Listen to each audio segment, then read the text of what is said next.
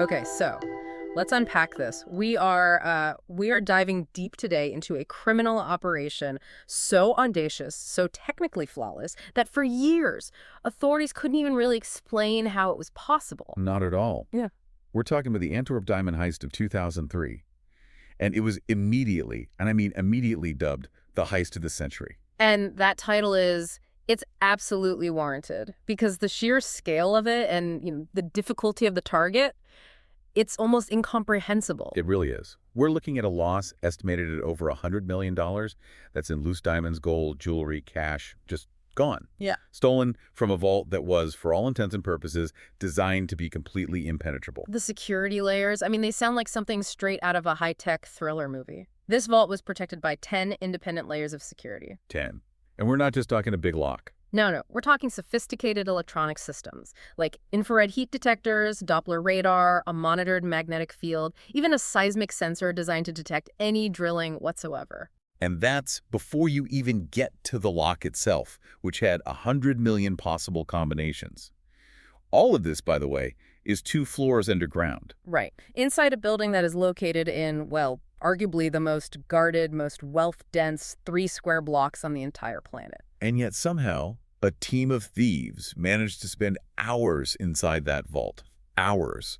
And they walked out without triggering a single solitary alarm signal to the security company. That perfect execution, that's the central mystery here. That's the genius of it, the perfect technical crime.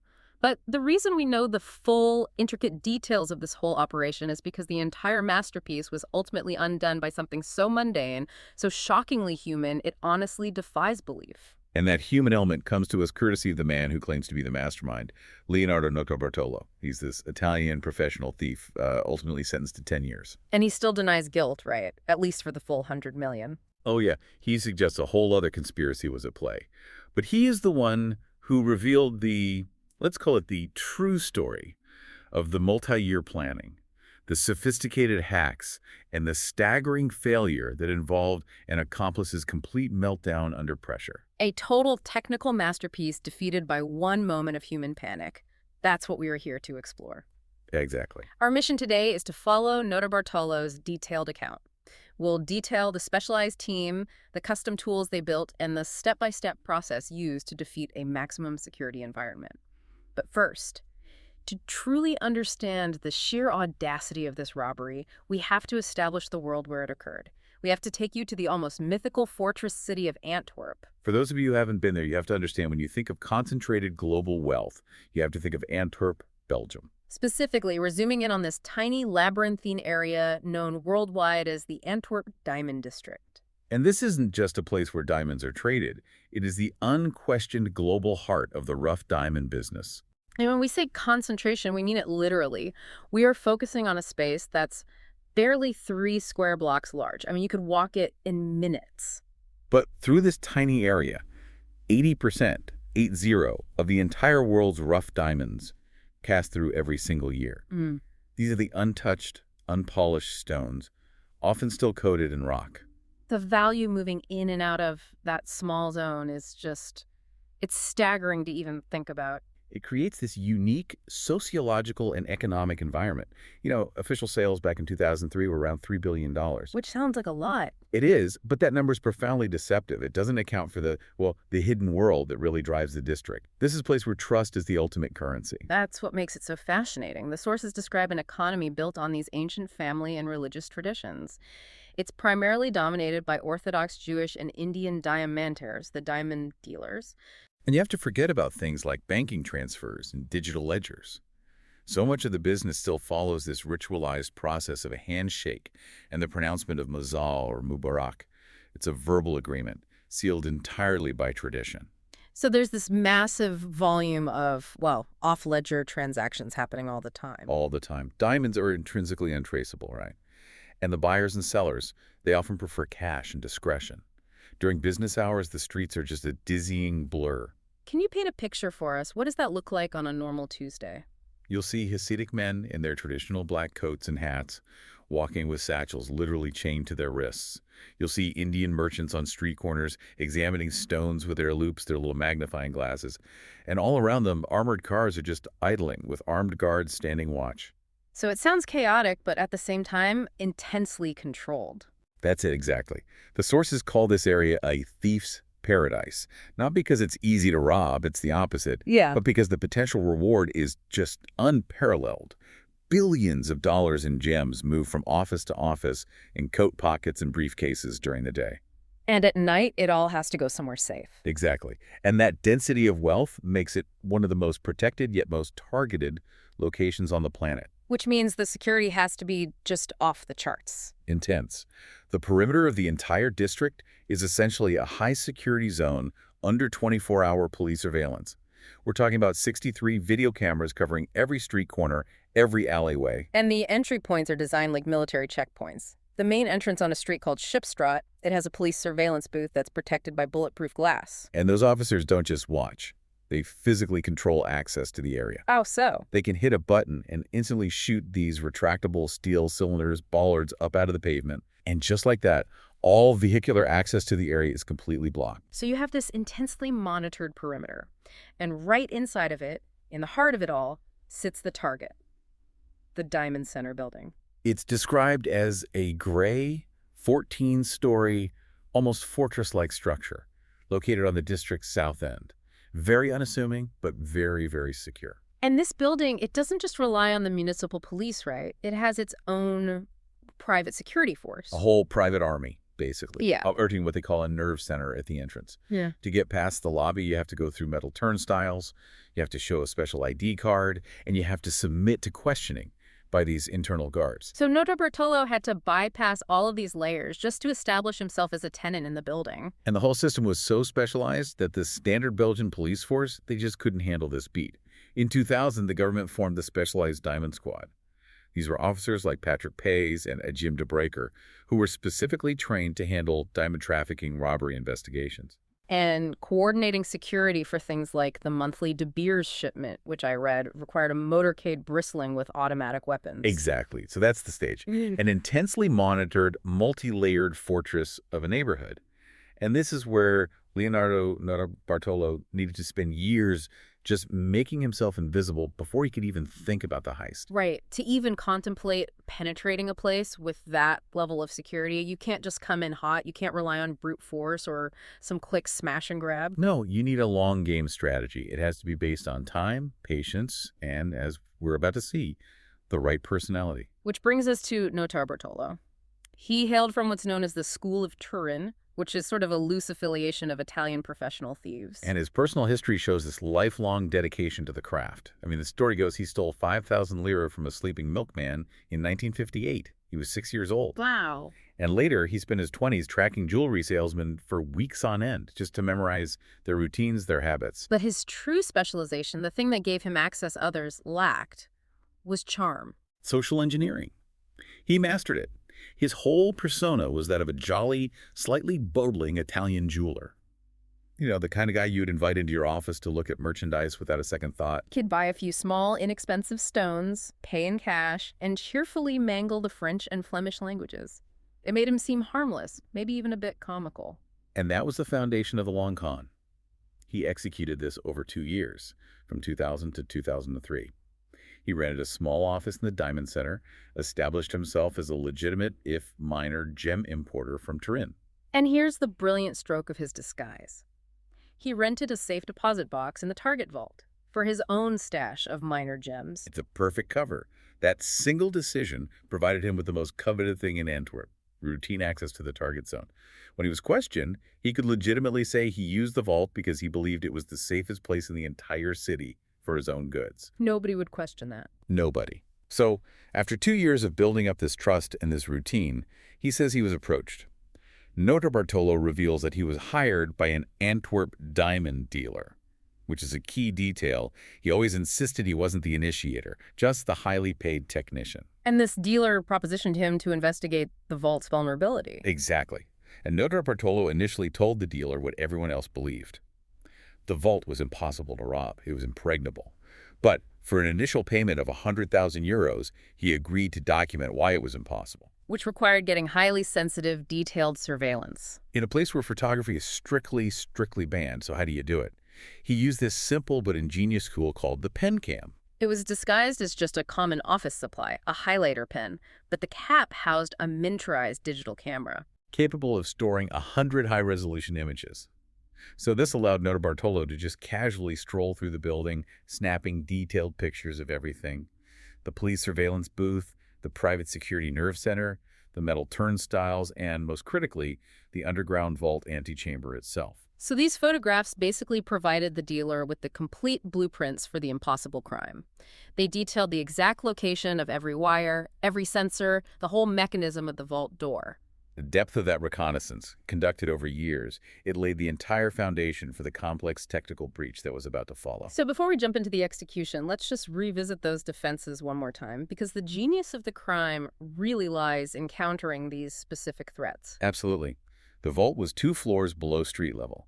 The entry was guarded by a 3-ton steel door, a fortress in itself. Physically, that door was rated to withstand 12 hours of nonstop drilling. But the physical defense was almost secondary to the electronic defense. The second a drill bit even touched that steel, the embedded seismic sensor would have instantly triggered a max security alarm. No questions asked. Then you had the mechanical system. The combination lock 4 numbers dialed, but you could only see them through this tiny lens. 100 million possible combinations. And the physical key. A heavy, foot-long key that was required to turn the lock mechanism. The manufacturer claimed it was engineered to be virtually impossible to duplicate. But the truly difficult barriers were the electronics around the door, the antechamber. That's where it gets really tricky. You had a monitored magnetic field created by 2 abutting metal plates on the door and the wall. You needed a keypad code to disable it even for a moment. Then the infrared heat detectors monitoring that whole room, Doppler radar monitoring movement inside the vault, and then if you got past all that, internal motion, heat, and light detectors inside the vault chamber itself. So Notarbartolo, with his photos, had declared this environment impregnable. He really believed it. He did. Yet, 5 months after he handed over the photos, the dealer called him back.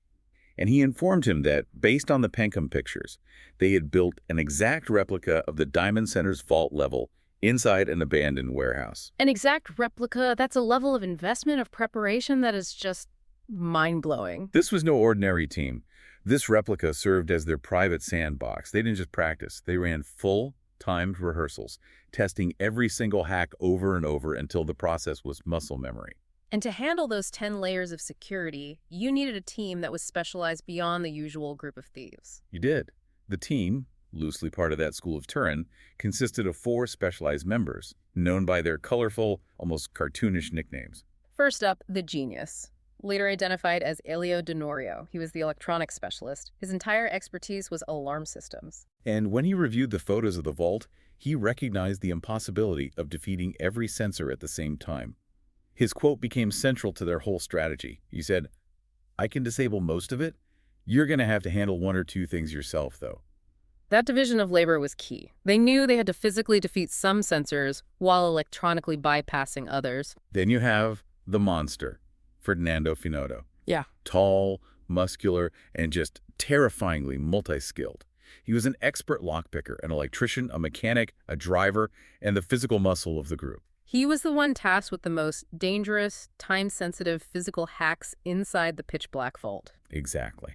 Then there was the King of Keys, an older, extremely quiet locksmith. He was considered one of the finest key forgers in the world. And his primary year-long mission was to duplicate that complex, impossible-to-duplicate foot-long vault key using only the high-resolution video footage Notarbartolo had captured. And finally, there was Speedy, Pietro Tavano. Notarbartolo included him out of loyalty. He was a childhood friend. But the others, they viewed him as a significant liability. He was paranoid, anxious, prone to stress. His job was just supposed to be simple logistics and communication. Which is the irony, right? The genius of the team's technical preparation made Speedy's very simple failure even more devastating in the end. But before they could even get to the vault door, there were 2 huge electronic hurdles that I feel like are often overlooked when people talk about this heist. The Doppler radar and that seismic sensor. Right. If the genius couldn't just bypass all the internal wiring from the outside, How do they stop a radar that detects any motion and a sensor that detects any vibration? The replica warehouse. That's where the preparation proved invaluable. The seismic sensor on the door meant no high-powered standard electric drill could be used. Any vibration would trip the alarm instantly. So what was their solution? The monster brought a custom-made, heavy-duty, hand-cranked drill. It took immense physical effort, a lot of time, but it produced bore into the safe deposit boxes silently. Okay, that's clever. But what about the Doppler radar? That detects changes in velocity inside the vault. How do you move past a radar field? You don't move past it quickly. Doppler radar works by measuring the frequency shift in radio waves caused by movement. If you move slowly enough, and I mean below a certain threshold of velocity, the frequency shift is negligible. The radar essentially ignores you. So they had to move at this almost agonizingly slow measured pace when they were navigating the interior of the vault. And they knew exactly how slow they could move, thanks to months and months of practice in the replica. With the team assembled and the technical obstacles understood, the execution was scheduled for the weekend of February 15th, 16th, 2003. They timed their operation perfectly to coincide with the Proximus Diamond Games tennis tournament, ensuring many high-level diamantaires would be distracted, or even out of the city. The heist itself was this layered operation that really began months before the actual entry. Phase 1, recording the combination. This is back in September 2002. The team used a hidden, fingertip-sized video camera placed strategically above the vault door. It was likely disguised inside some recessed lighting or a smoke detector shell. And this tiny camera just ran silently, recording the guards' routine over multiple days until they finally captured the vital data. The precise dialing sequence of the 4-number combination at 7 a.m. one morning, and the moment the foot-long key was inserted. But where did this highly sensitive footage go? The signal was broadcast wirelessly to a storage device. And the disguise for this was incredible. It was hidden inside a modified but otherwise fully functional red fire extinguisher that was strapped to the wall in a storage room right next to the vault. The level of specialized hardware and redundancy, that's what really defines their technical expertise. Absolutely. Phase 2 then happened just 2 days before the heist, Friday, February 14th. This was Notarbartolo's final routine visit as a tenant, and he had a can of women's hairspray concealed in his jacket. Right. Transparent, oily, very low-tech. Notarbartolo used this quick, practiced circular motion to spray a fine mist of hairspray onto the combined heat and motion sensor inside the vault. And that thin film created a temporary layer of insulation. It prevented the sensor from registering the quick fluctuations of temperature that the thieves' bodies would inevitably produce when they entered. It was a brilliant, simple hack, but it only bought the monster a few crucial minutes, and nobody knew exactly how long those minutes would last before the film deteriorated. So then came the night of the entry, Saturday, February 15th. The team gathered, used the King of Keys lockpicking skills to get into a rundown office building nearby. That gave them access to a private garden. And this garden was the one place in the entire area not covered by the 63 district-wide surveillance cameras. From there, they needed to get past an exterior infrared sensor on a second-floor terrace. The genius handled this. He used a ladder they had stashed earlier and approached the sensor slowly, holding up a large, homemade polyester shield. Polyester has very low thermal conductivity. It basically blocked the emission of his body heat from reaching the sensor, preventing an alarm trip. Once on the terrace, they secured the area by covering the local security cameras with black plastic bags, and then they descended into the underground vault antechamber. Okay, phase 4, neutralizing the door. Now they're facing the 3-ton door, starting with that magnetic field. This was the genius's specialty.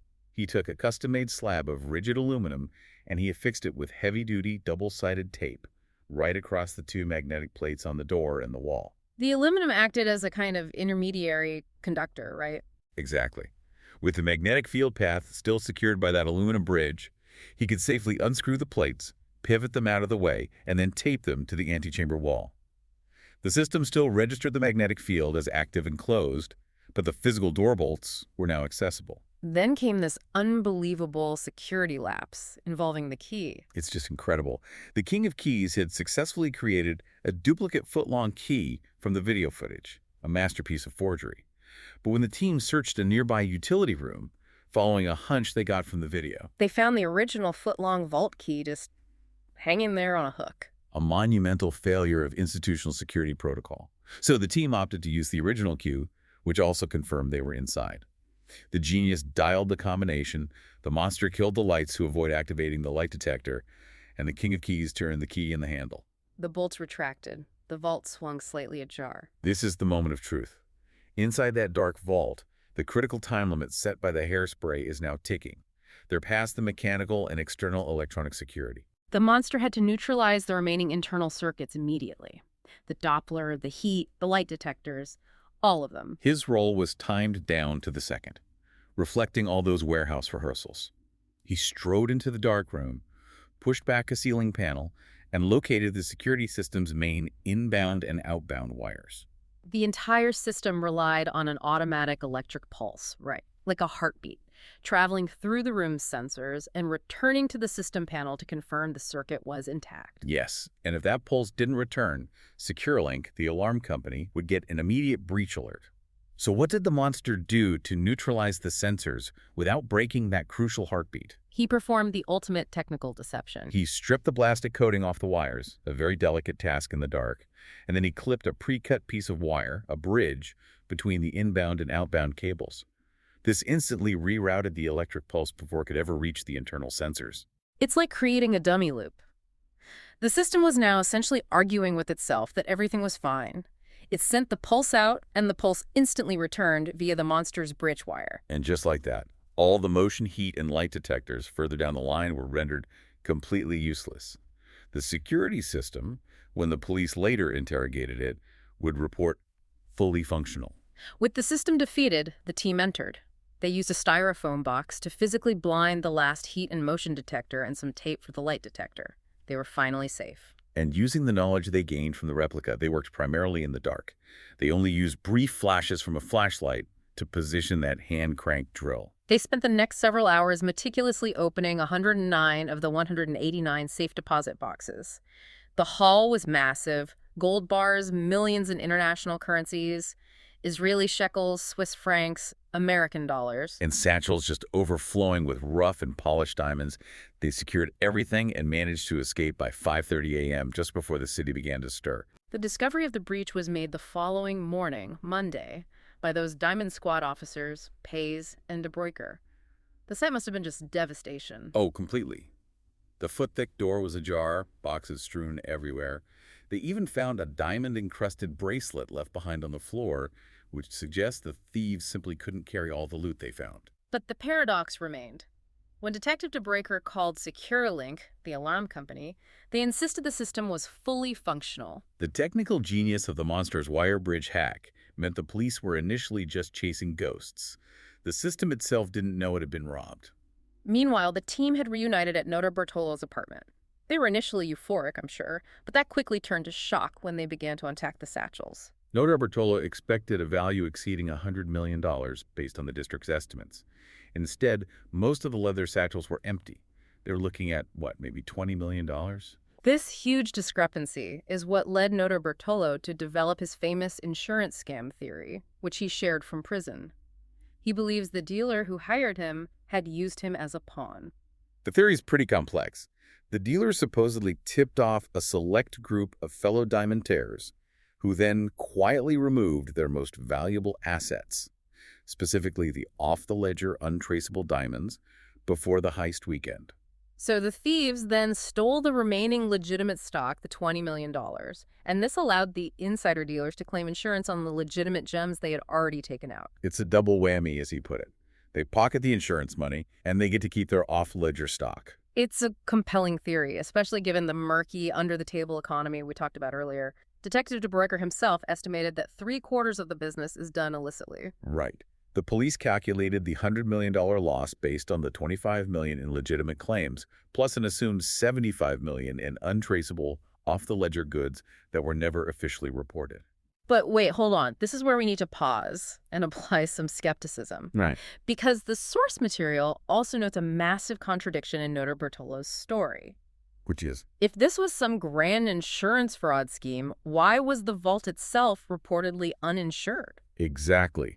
Other experts point out that insurance companies had already identified the vault's security flaws and refused to insure the premises itself. So if the vault wasn't insured, The core mechanism of Notarbartolo's scam theory, this big insurance payoff, it just falls apart. Why would the dealers go through this massive risk if they couldn't get the primary payoff? It raises a crucial question. Was Notarbartolo telling a story to cover the fact that his crew just failed to find the remaining 80 million? Or that they stashed it away and he doesn't want to talk about it? Regardless of the true value, they had millions, but they also had a gigantic problem, evidence disposal. They had a garbage bag full of incredibly incriminating material.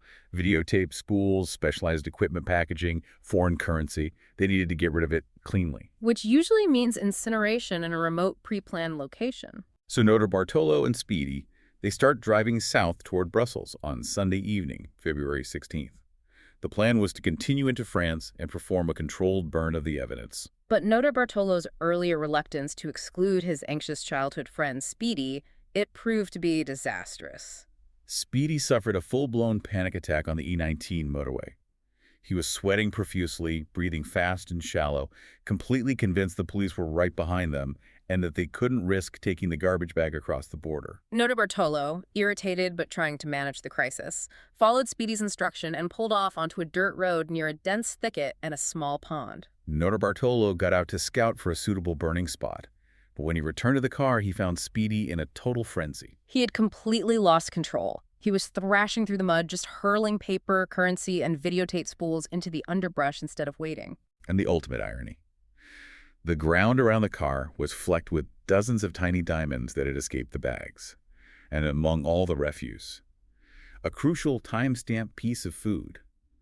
A half-eaten antipasto Italiano salami sandwich. Notarbartolo saw the size of the mess and realized they couldn't possibly gather and burn everything without risking dawn breaking, so he abandoned the site immediately.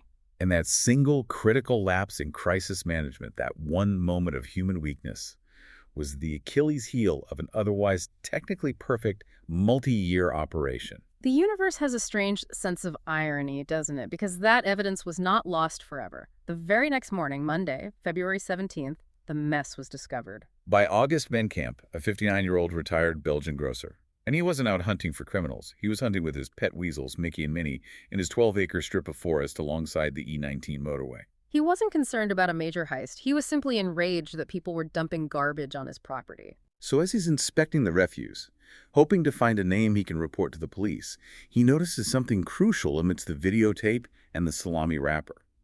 White envelopes printed with the words, Diamond Center, Antwerp. Van Camp's grumpy litter complaint immediately brought the Diamond Squad, Pays, and DeBroeker running. Detectives swarmed the area, painstakingly gathering every single scrap of trash, every tiny diamond, every piece of paper. Within hours, they had their breadcrumbs, all laid out for them by a frantic accomplice. And the evidence led immediately back to the alleged mastermind. Police painstakingly pieced together torn papers from the pile and reconstructed an invoice for a low-light video surveillance system. The buyer listed on the invoice, Leonardo Notarbartolo. That confirmed his presence at the scene and immediately elevated Notarbartolo from just another tenant to prime suspect. But the net was widening. They also found a business card poking out of the mud, the address and phone number for Elio Denorio, whom the police immediately identified as the genius, the electronic specialist with known associations with other Italian crime rings. And then came the centerpiece of the entire investigation. The half-eaten antipasto Italiano salami sandwich. Lab technicians bagged the sandwich and the packaging, looking for DNA evidence. But the real breakthrough actually came from the wrapper. 4 days later, police executed a search warrant on Notarbartolo's Antwerp apartment, looking for the surveillance equipment. In a cupboard, they found a receipt from a local grocery store for antipasto Italiano salami, complete with a timestamp. And that timestamp was the key. Thursday, February 13th, 12:56 p.m. Detectives immediately pulled the grocery store's CCTV footage for that specific moment. And the video snapped into focus, showing a tall, muscular Italian man purchasing the salami, Ferdinando Fanodo, the monster. So the team's structure, the mastermind, the genius, and the muscle, was now traceable through one simple deli receipt. Despite the overwhelming disaster that was unfolding, Notarbartolo, adhering to the original plan, returned to the Diamond Center the following Friday. He was there to return his rental car and maintain his veneer of normalcy. Which proved to be his final and probably most foolish error. When he waved at the security guard, The guard, who was now fully aware of the massive investigation, recognized him and immediately called the building manager, who then contacted the detectives. Notarbartolo was arrested while he was trying to stall, pretending he couldn't remember his apartment address. And the timing of the arrest was just excruciatingly precise. As the police car pulled up to his apartment building, his wife and friends were literally stepping out of the building, loaded down with bags and a rolled-up carpet, attempting to flee. The police seized critical evidence from the fleeing group. They found prepaid SIM cards linked to the phones of Denorio, Fanoto, and Speedy. And on top of that, they vacuumed the carpet from the apartment. And they found 17 polished diamonds and other gems, linking the stolen loot directly to Notarbartolo's residence. So the Belgian courts came down hard, using that mountain of evidence. Notarbartolo was sentenced to 10 years for orchestrating the heist.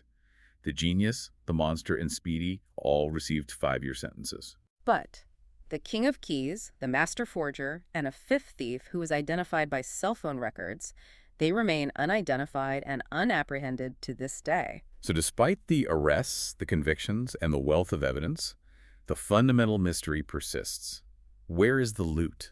The vast majority of the diamonds, the gold, the cash, we're talking tens of millions of dollars, it was never recovered.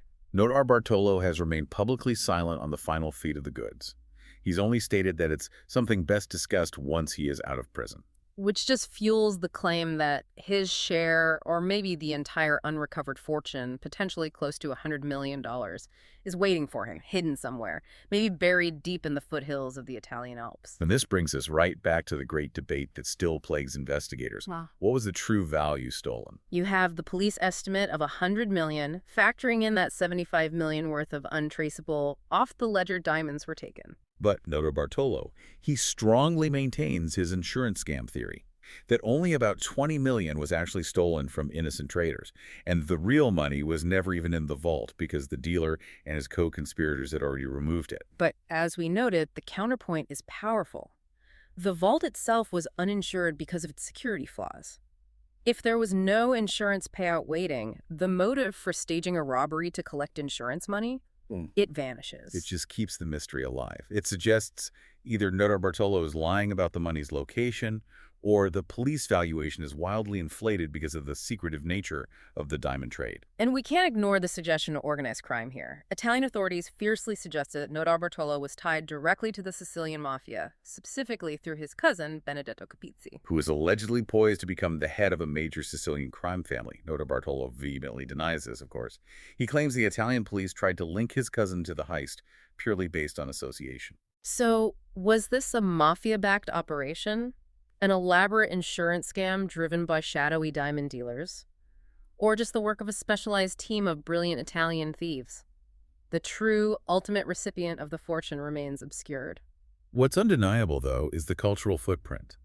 The audacity and the technical ingenuity of the heist, set against the backdrop of the tightest security in the world. Contrasted with the bizarre way it all fell apart, it has cemented its place in criminal lore forever. Absolutely.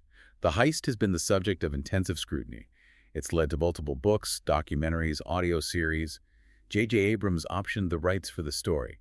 Films like Den of Thieves 2 are based directly on the details of this specific 2003 operation. It's the ultimate narrative, really. High-tech genius defeated by low-tech human error. They bypassed a 100 million combination lock, a monitored magnetic field, and Doppler radar. Only to be undone by a moment of panic in a thicket and a convenience store receipt for a salami sandwich. If we connect this back to the bigger picture, the story of Antwerp is this profound lesson for any high security operation. Even in the most technologically protected environments, human behavior remains the single greatest vulnerability. That's it. The most sophisticated plan in the world is only as strong as the weakest link on the escape route. And in this case, that was a man who just couldn't handle the pressure. We know the how, and thanks to a panicked accomplice and a nosy grocer with a very high standard for property maintenance, we know the who. But the biggest mystery remains the where. And it may remain a mystery forever. So here's a final thought for you to mull over. If you were Leonardo Notarbartolo, a professional thief sentenced to a limited term, and you had buried $100 million, would you ever dare talk about it? Or would you prefer the world to just chase ghosts for the rest of your life while you quietly waited for your release? That is a question worth considering long after this deep dive is complete.